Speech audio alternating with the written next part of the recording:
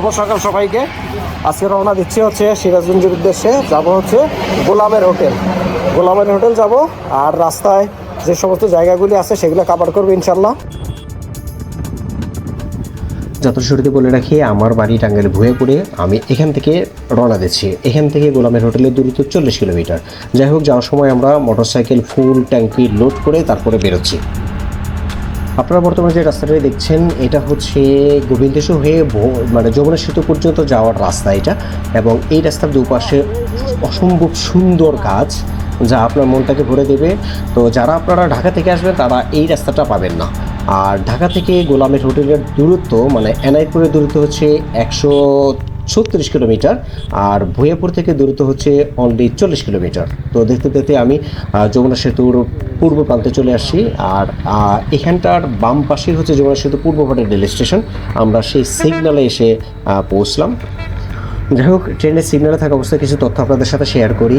যারা ঢাকা থেকে আসবেন তারা দুটো উপায়ে আসতে পারবেন। একটা হচ্ছে কমলাপুর বা আপনার এয়ারপোর্ট থেকে ট্রেনে আসতে পারেন, অথবা হচ্ছে বাসে আসতে পারেন মহাখালী বাস টার্মিনাল অথবা গাবতলী বাস টার্মিনাল। যে বাসগুলি উত্তরবঙ্গে যায় সেই বাসগুলিতে আপনারা আসতে পারবেন। এবং আপনারা এসে নামবেন হচ্ছে যমুনা সেতুর পশ্চিম প্রান্তে নামবেন। সেখান থেকে আপনারা শাহজাদপুরে যাইতে পারবেন বা গোলামের হোটেলে যেতে পারবেন। ট্রেনের সিগন্যাল পার হয়ে একটু সামনে আসলে যমুনা সেতুর হাইওয়ে। তো এই যে চত্বরটা দেখতে পাচ্ছেন, এই চত্বরের এই যে বাম পাশে যে রাস্তাটা আসলো, এই রাস্তা হচ্ছে ঢাকা থেকে আসছে আর কি। এটা ঢাকা থেকে আসছে। আর হচ্ছে আপনি সোজা হচ্ছে যমুনা সেতু, একটু সামনেই হচ্ছে যমুনা সেতু। প্রথমে যে চত্বরটা পড়বে এটা হচ্ছে যমুনা সেতু গোল চত্বর বলে এটাকে। আর এখান থেকে সামনেই হচ্ছে একটু আগালেই সামনে আমরা টোল প্লাজা পাবো। তো টোল প্লাজা যাওয়ার আগে দুপাশে যে গাছ অসম্ভব সুন্দর, এবং এই গাছপালার পরিবেশ মানে সব কিছু মিলেই আপনার মনে হবে যে আপনি সেতুর খুব কাছাকাছি চলে আসছেন। যাই হোক, যারা ঢাকা থেকে আসবেন, যেহেতু ঢাকা থেকে দূরত্ব হচ্ছে 140 কিলোমিটারের কাছাকাছি, আপনার সময় লাগতে পারে 3 থেকে 3.5 ঘন্টা গোলামের হোটেল পর্যন্ত যাইতে। আমরা টোলে চলে আসছি। এবার টোল দেবো, যেহেতু আমার বাইক, দেখি কত নেয়। কত ভাই? এই যে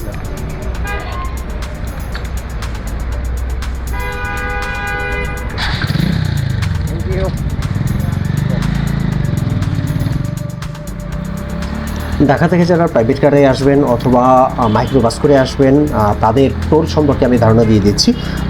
প্রাইভেট কারের টোল হচ্ছে 550 টাকা, আর হাইস বা মাইক্রো যেটাই বলেন সেটার টোল হচ্ছে 600 টাকা। এখনও কিন্তু যমুনা সেতুর মূল যে সেতু সেখানে এখনও উঠে নেই, এখনও ল্যান্ডের পাশেই আছি।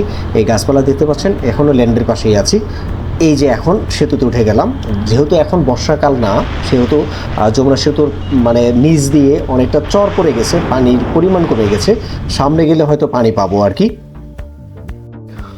যাই হোক, সেতুর ড্রোন শ্যুট দেখতে দেখতে আপনাদের সাথে কিছু তথ্য শেয়ার করি যমুনা সেতু সম্পর্কে। যমুনা সেতুর পূর্ব প্রান্তটা হচ্ছে টাঙ্গাইলের ভুঁইয়াপুর উপজেলায় পড়েছে, আর হচ্ছে পশ্চিম প্রান্তটা হচ্ছে সিরাজগঞ্জ উপজেলা বা সিরাজগঞ্জের মধ্যে পড়েছে। যমুনা সেতুর ভিত্তিপ্রস্তর স্থাপন হয় হচ্ছে 10 এপ্রিল 1994 সালে, এবং তখনকার প্রধানমন্ত্রী দেশনেত্রী বেগম খালেদা জিয়া। আর এটা যানবাহনের জন্য ওপেন করা হয়, মানে উন্মুক্ত করা হয় হচ্ছে 23 জুন 1998 সালে। সেতুটির নির্মাণ ব্যয় হয়েছিল হচ্ছে 962 মিলিয়ন মার্কিন ডলার, যেটার বেশিরভাগ অর্থায়ন করেছিল হচ্ছে আইডিএ, এডিবি এবং জাপান ওসিএফ। তারা 3টা প্রতিষ্ঠান মিলে 64% এবং বাংলাদেশ 34% ব্যয় বহন করেছিল। আর এই যমুনা সেতুর দৈর্ঘ্য হচ্ছে 4.8 কিলোমিটার লম্বা। এটা তখনকার সময়ে মানে পদ্মা সেতু হওয়ার আগ পর্যন্ত এই সেতুটি ছিল বাংলাদেশের সর্ববৃহৎ সেতু এবং এশিয়ার 5ম এবং সারা বিশ্বের 92তম সেতু, মানে লম্বার দিক থেকে। যাই হোক, আপনারা ডান পাশে যে সেতুটা দেখতে পাচ্ছেন এটি হচ্ছে রেল সেতু, একক রেল সেতু। আর এই সেতুটি উদ্বোধন করা হয়েছে 2025 সালের 18 মার্চ, শুধুমাত্র রেল চলাচলের জন্য। ডাবল লাইনের রেল সেতুটা এখানটায় বসানো হয়েছে। এটার দৈর্ঘ্য 4.8 কিলোমিটার। যাই হোক, গোলামের হোটেলে যেতে যেতে আরেকটু কিছু তথ্য আপনাদের সাথে একটু যোগ করি। সেটা হচ্ছে এই সেতুতে কোনো যানবাহন রেখে ছবি তোলা সম্পূর্ণ নিষেধ। এখানে সিসিটিভি ক্যামেরা লাগানো আছে এবং এই সেতুটা আর্মি দ্বারা নিয়ন্ত্রিত বা তারা লুক আফটার করে। সো এখানে কেউ ছবি তুললে আর্মির গাড়ি যদি আপনাকে দেখতে পায় তাহলে জরিমানা করে দেওয়ার সম্ভাবনা খুবই বেশি। সবচেয়ে ভালো ভিউ পাওয়া যায় হচ্ছে বর্ষাকালে। এই যমুনা সেতুর আশেপাশে সবচেয়ে ভালো ভিউ আপনারা বর্ষাকালে পাবেন, নিচ দিয়ে ঘোরার মতো নৌকা পাবেন। যাই হোক, যেতে যেতে আমরা পশ্চিম পাড়ে চলে আসি, সেতু পার হয়ে পশ্চিম পাড়ে চলে আসছি। মানে আমরা অলরেডি সিরাজগঞ্জে প্রবেশ করেছি। তো দুপাশে বরাবরের মতোই সুন্দর ভিউ। আর প্রথমে একটা গোল চত্বর পাবেন এখানটায় সেতু পার হলেই।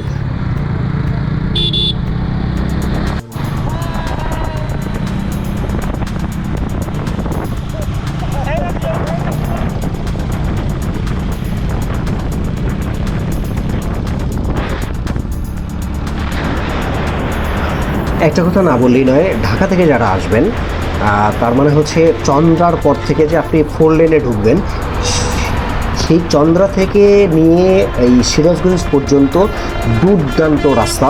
মানে আপনার ড্রাইভিং এক্সপিরিয়েন্সটা দুর্দান্ত হবে, মানে আপনি বেটার ফিল পাবেন। দেখতে পাচ্ছেন হচ্ছে এই পাশ দিয়ে গাড়ি যাচ্ছে আর ডান পাশ দিয়ে হচ্ছে কিন্তু একটা রেল যাচ্ছে, মানে বাস এবং রেলের কিন্তু একটা পাল্লা চলছে বলা যায়। সেতু পার হওয়ার ঠিক পরেই মানে 2 কিলোমিটার সামনে আসলে এটা এরকম একটা ওভার পাস পাবেন। এই ওভার পাস থেকে একটু সামনে মানে ওভারপাস থেকে নামার সাথে সাথেই একটা বাম পাশে একটা স্ট্যান্ড দেখতে পাবেন। এই স্ট্যান্ডের নাম হচ্ছে সায়দাবাদ বাস স্ট্যান্ড। এই স্ট্যান্ড থেকে মানে এখান থেকেই হচ্ছে এনায়তপুরের রাস্তা বা গোলামী হোটেলে যাওয়া হচ্ছে এটা রাস্তা। শাহজাদপুর এনায়তপুর রোড হচ্ছে এটা। চলুন সামনে যাই, এই শাহজাদপুর এনায়তপুরের রাস্তাটা কেমন সেটা একটু দেখি। যদিও এটা ওয়ান ওয়ে রোড। যাই হোক, রাস্তায় যানবাহন একটু কমই মনে হচ্ছে তুলনামূলকভাবে। আর এখন পর্যন্ত যতটুকু আসলাম এখন পর্যন্ত রাস্তায় কোথাও ভাঙা পাইনি, মানে রাস্তা একদম স্মুথ। যদিও এটা এলাকার রাস্তা। যাই হোক, দেখতে দেখতে আমরা বেলকুচি পৌঁছে গেলাম। মানে এই যে শহরের বিল্ডিংগুলো দেখতে পাচ্ছেন এটা বেলকুচিতে। তো এখানে একটা মসজিদ পেলাম। এইটা একটা বিখ্যাত মসজিদ, মানে বেলকুচির একটা বিখ্যাত মসজিদ যেটা অলরেডি সারা বাংলাদেশে সুপরিচিত। চলুন এটার ভিতরটা একটু এক্সপ্লোর করে আসি। আসসালামু আলাইকুম, সবাইকে জুম্মা মোবারক। আজকে আমাদের উদ্দেশ্য ছিল হচ্ছে গোলামের হোটেল খাইতে যাব, প্রসিদ্ধ বিখ্যাত গোলামের হোটেল। তো সে যাওয়ার পথে আপনারা এই অপূর্ব সুন্দর যে মসজিদটা আছে আল আমিন মাহেলা খাতুন জামে মসজিদ, এই মসজিদটা আমরা দেখে গেলাম, অসম্ভব সুন্দর। তো যারা এখানটায় আসবেন অবশ্যই এই মসজিদটা দেখে যাবেন, অনেক সুন্দর, ভিতরটা অনেকটা ডেকোরেটিভ। তো এটা নিয়ে বিস্তারিত আমি আপনাদেরকে ভিডিওতে দিব। মানে নকশা দেখে বোঝা যায় যে আধুনিক স্থাপত্যশৈলীর এক অনন্য নিদর্শন এই আল আমিন বাহেলা খাতুন জামে মসজিদটি। তো চলুন এর ভিতরটা একটু দেখে আসি, আপনাদেরকে একটু দেখাই ভিতরটার সৌন্দর্যটা কেমন। ঢোকার সময় মসজিদে ঢোকার আগে ঠিক আগে বাম পাশে আপনারা উজুখানা পাবেন। এই উজুখানাও আপনারা দেখতে পাচ্ছেন যে অনেক দামি মার্বেল টাইলস দিয়ে গড়া। আর ডান পাশে ঠিক একইভাবে ডান পাশে উজুখানা রয়েছে, ঠিক সেম ভাবে বানানো। যদিও মসজিদে ঢোকার আগে মানে মসজিদ প্রাঙ্গণে ঠিক একটু সামনে যে জায়গা আছে সেই জায়গার মধ্যে উজুখানা আছে এবং ওয়াশরুম আমরা পেয়েছি। যাই হোক, চলুন মসজিদের ভিতরে প্রবেশ করি। এটা হচ্ছে মসজিদে ঢোকার মেইন গেট বা দরজা।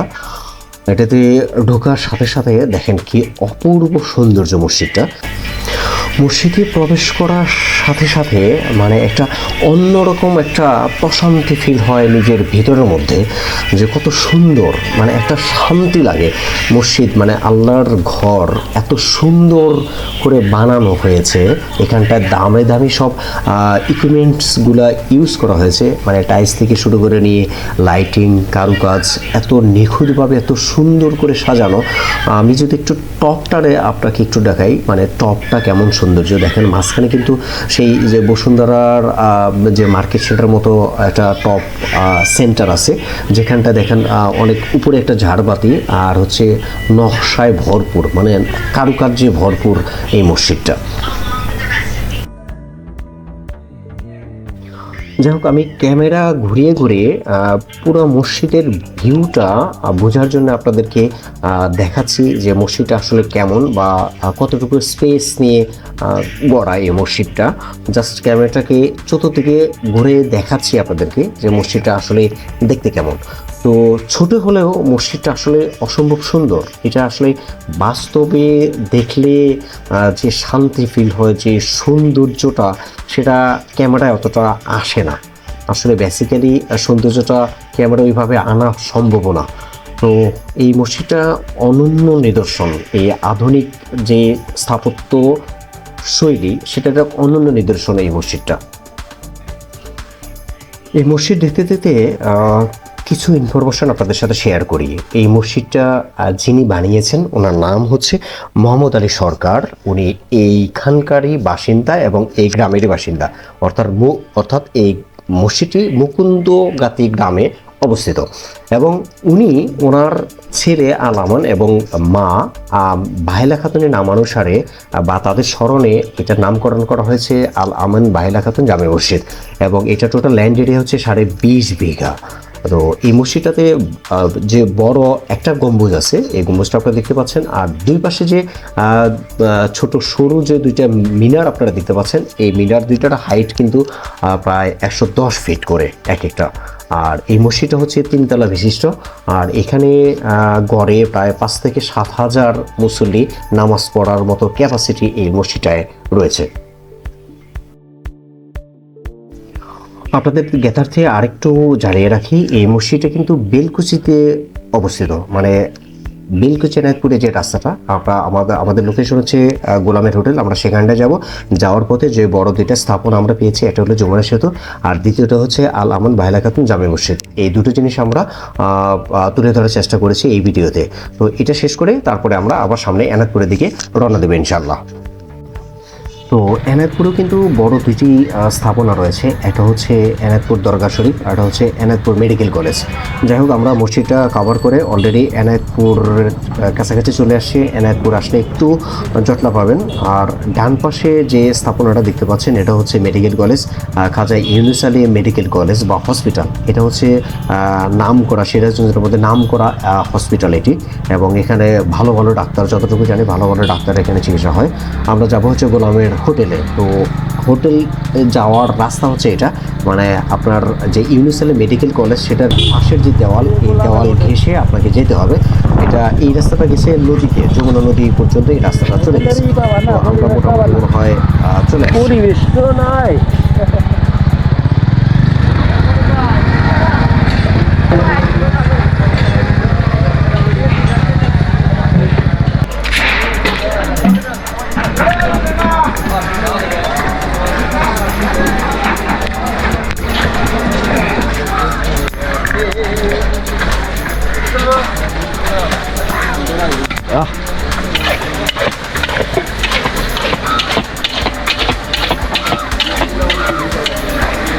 চিংড়ি, এটা হচ্ছে গরুর মাংস।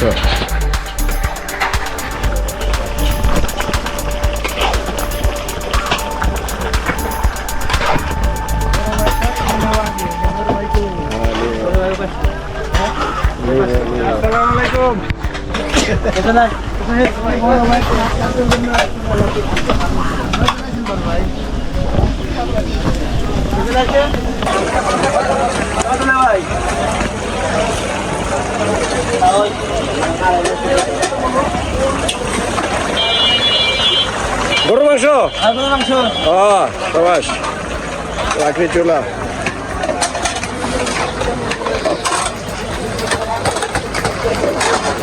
প্রতিদিন কয় কেজি রান্না করেন গরুর মাংস? 150 কেজি। 150 কেজি? 150 কেজি প্রতিদিন, আলহামদুলিল্লাহ। আর এটা কি ভাত? ভাত রান্না হচ্ছে।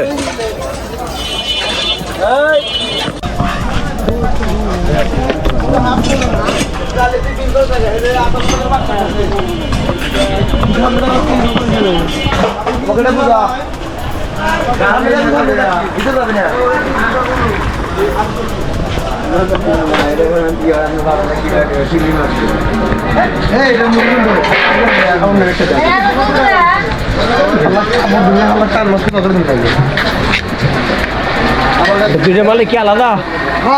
ওইটা ওইটা একটা গোলাম, এটা রাজা। রাজা। ওইটা মহাজন বৈশাখের সামনে।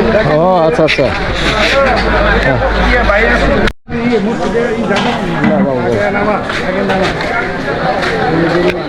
এটা হচ্ছে গরুর ভুনা, এটা হচ্ছে চিংড়ি। এটা কি দুইটাই ভুনা? এটা কি বড় চিংড়ি? বড় চিংড়ি। আর এটা ছোটটা। আর ওটা হচ্ছে যমুনার চেলা মাছ, তাই তো? পিয়ালি। পিয়ালি, আচ্ছা। আর এইটা বাইম মাছ। বাইম মাছ, বাইম মাছ। আর এটা কি হাঁস? মুরগি, আচ্ছা। আর মাছ হয়েছে ভাই গরু কত? গরু কত করে প্লেট? 160। আর চিংড়ি 100 টাকা। 100 চিংড়ি 100। 150 টাকা। 150 চিংড়ি 150। আর এই মাছ 150 টাকা। 150 টাকা। আর এটা কি মুরগি? মুরগি 140। আচ্ছা, এই তো রান্না হচ্ছে। এটা আর মাছ না?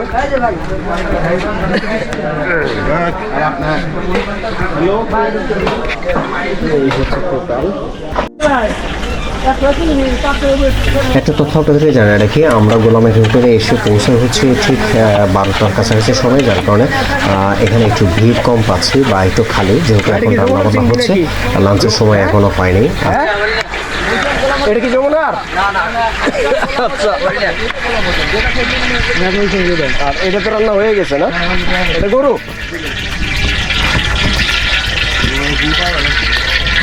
রান্না হইতেছে, বাইরে মাছ কাটতে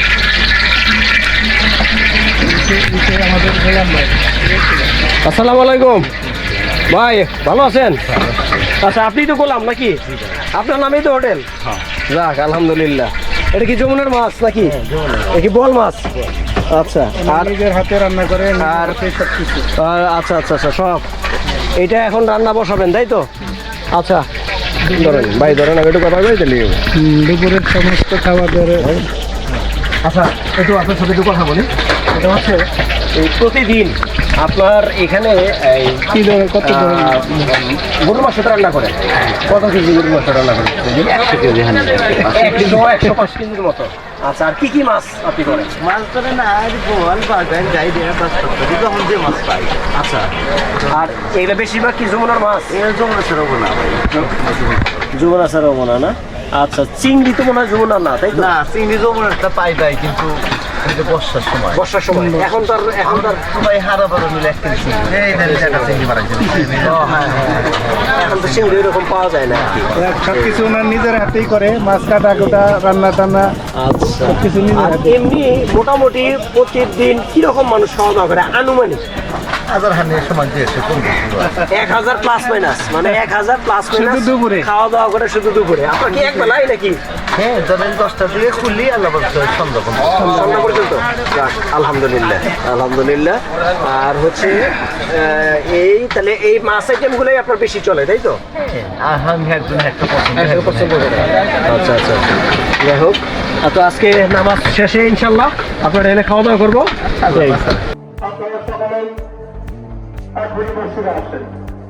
শুক্রবারের নামাজের জন্য আমরা চলে যাই হচ্ছে খাজা ইউনুস আলীর দরগাহ শরীফে। তো যাওয়ার সময় আমি যেটা একটু খেয়াল করলাম, আমরা উঁচু করতে যাচ্ছিলাম, এই সময় খেয়াল করলাম যে মনে হচ্ছিল কোনো একজন রাজনৈতিক ব্যক্তিত্ব মনে হয় মসজিদে ঢুকছেন। আমার ধারণাটা এরকম ছিল। কিছুক্ষণ পরে আসলে দেখলাম যে উনি রাজনৈতিক ব্যক্তিত্ব না, উনি হচ্ছে খাজা ইউনুস আলীর সম্ভবত উত্তরস্বরে কেউ একজন, যাকে সবাই একটু গার্ড দিয়ে নিয়ে যাচ্ছে, এবং উনি মসজিদে ঢোকার সাথে সাথে স্লোগানে প্রকম্পিত হয়ে উঠল পুরো মসজিদটা। বেসিক্যালি দরগা শরীফে নামাজ পড়ার অভিজ্ঞতা এই প্রথম আমার লাইফে।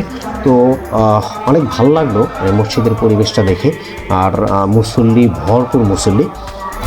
যাই হোক, ভাগ্যক্রমে এখানে একটু মিলাদ মাহফিলের আয়োজন ছিল, আর সেই মিলাদ মাহফিলে সেই ছোটোবেলার সেই স্মৃতি মনে পড়ে গেল, বা সেই ফিলটা অনুভব করলাম। একটা অন্যরকম একটা শান্তি বা ভালো লাগা কাজ করলো মিলাদে। নামাজ শেষ করে দরগাটা জিয়ারত করার জন্য একটু ভিতরে প্রবেশ করি আমরা। তো ভিতরে প্রবেশ করার সময় দেখলাম অনেক সুন্দর কারুকাজ এবং জায়গাটা অনেক বড়, ভিতরে জায়গাটা অনেক বড়। তো আপনারা যারা দরগা শরীফ জিয়ারত করতে চান অথবা ওলি আল্লাহর মাজার জিয়ারত করতে চান, তার মধ্যে এনায়তপুরেরই যে মাজারটা, এটাও কিন্তু অনেক নাম করা, এখানে আপনারা আসতে পারবেন। আর এটাই হচ্ছে মেইন দরগা, এটাই আমরা জিয়ারত করলাম। তো অন্যরকম একটা শান্তি এখানটা পাবেন যারা এই জিনিসটাকে পছন্দ করেন বা আপনাদের মনোবাসনা আছে কোনো দরগা জিয়ারত করা, আপনারা এখানে আসতে পারেন। তো যাই হোক, আমরা নামাজ শেষে আমরা আবার চলে যাচ্ছি হচ্ছে গোলামের হোটেল। এখন একটু খাওয়া দাওয়া করার সময় খাওয়া দাওয়া করবো। যাই হোক, পেটে প্রচণ্ড ক্ষুধা। দেখি ভিতরে কী অবস্থা, চলুন ভিতরে যাই, ভিতরে ঢুকে কী অবস্থা দেখি।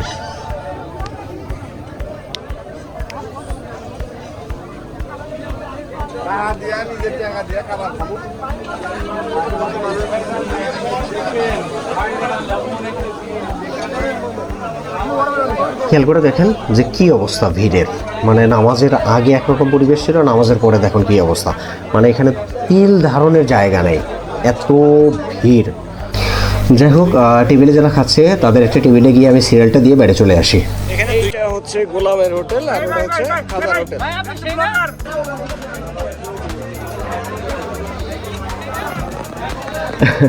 যাই হোক, এনার সাথে আসার সময় রাস্তায় দেখা হয়েছিল, উনি আমাকে খুঁজতেছিল।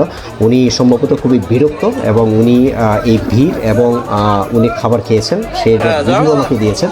তো সেই রিভিউটা যদি আমি প্রচার করি তাহলে হচ্ছে গোলামের হোটেলের এগেইনস্টে চলে যায়, যার কারণে রিভিউটা আমি নিলাম না, আমি নিজে টেস্ট করব। এটা নেই না খাবো, ওটা দেখে দাও ভাই, এটা দেখে দাও। এই তো দিশরে, এই পাশ থেকে লাও, এই যে এই পাশ থেকে মিক্স করে হালিছো, এই পাশ থেকে লাও, বাসেন থেকে এই পাশ থেকে লাও, দাও দাও, এক সাইড থেকে দাও দাও, এই পাশ থেকে লাও, এই পাশ থেকে লাও, হ্যাঁ জোর লাও, জোর লাও, জোর লাও, দাও।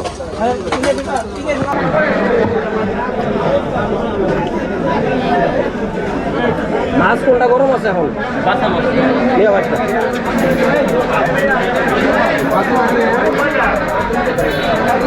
একটা 100 টাকা পিস, 200 টাকা একটা দাও। খাও খাও। আরে মাত্র গরম বোয়াল মাছ নামছে। ওটা বলের কথা আগে কইতে। না এই মাছ সাদের মাছ এটা। সাদের মাছ এটা? হ্যাঁ। বোয়াল মাছ মানে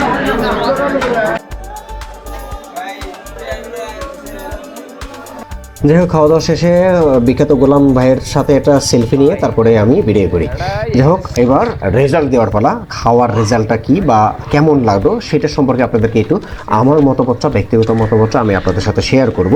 তো খাওয়া দাওয়া শেষ করে আমরা চলে আসছি নদীর পাড়ে। এখানে সুন্দর একটা ঘাট আছে বা এখানে একটা বেড়িবাঁধের মতো আছে, সেই জায়গাটাতে আসি সময় কাটানোর জন্য। এই জায়গাটা অবশ্যই মিস করবেন না। এই ভাই আপনি কি ইউটিউব আছে আছে আছে ভাই, আসতেছি আসতেছি ভাই, একটু নিয়ে আসি, ফুটেজটা নিয়ে দিয়েছি ভাই। হ্যাঁ ভাই, খাইছি।